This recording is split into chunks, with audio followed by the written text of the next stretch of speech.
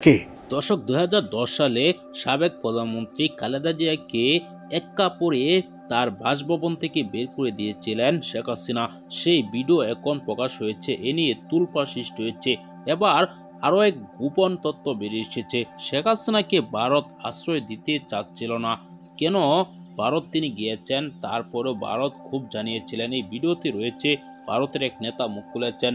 না টেনে দেখবেন, একটি লাইক করে আমার সাথেই থাকবেন। তাকে যেভাবে অপমান করা হয়েছে, যেভাবে তাকে নির্যাতন করা হয়েছে, তারপরেও তিনি দেশ ছাড়েননি।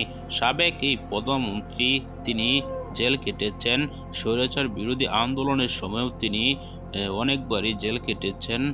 আওয়ামী লীগ ক্ষমতা থাকাকালীন তাকে মাত্র 2 কোটি টাকার মামলা দিয়ে 12 বছর জেল কাটিয়েছেন। তারপরেও তিনি দেশ ছাড়েননি। শেখ হাসিনা মাত্র 3 মাস আন্দোলনের পর তিনি ক্ষমতাচ্যুত হয়ে দেশ ছেড়ে পালিয়ে গিয়েছেন। তাকে ভারতও আশ্রয় দিতে চাচ্ছিল না। ভারত থেকে একটি হেলিকপ্টারও পাঠায়নি তাকে নিয়ে যাওয়ার জন্য। দর্শক, এই ঘটনা এখন প্রকাশ হচ্ছে।